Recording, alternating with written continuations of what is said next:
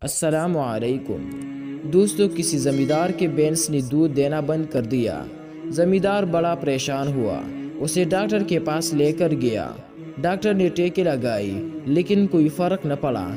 تک ہار کر وہ بینس کو پیر کے پاس لے گیا۔ شاہ جی نے دونی رمائی، دم کیا، پونک ماری، لیکن وہ بھی سود رہی۔ بینس کو کوئی فرق نہ پڑا۔ اس کے بعد دوستو وہ بینس کو کسی سیانی کے پاس لے گیا۔ سیانی دیسی ٹوٹکے لگائی لیکن وہ بھی بیکار ثابت ہوئی۔ آخر میں زمیندار نے سوچا کہ شاید اس کا کانا بڑھانے سے مسئلہ ٹھیک ہو جائے۔ خوب کل بنولا کھلایا، کسی چیز کی کسر نہ چھوڑی، لیکن بینس نے دودھ دینا شروع نہ کیا۔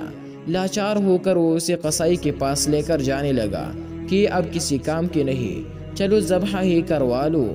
راستے میں اسے ایک سائی ملا۔ سائی بولا، پریشان لگتے ہو۔ زمیندار نے اپنے پریشانی بیان کی۔ سائی نے کہا، تم کٹائی کہاں باندھتے ہو؟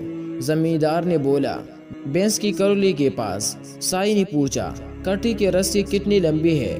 زمیندار بولا، کافی لمبی ہے۔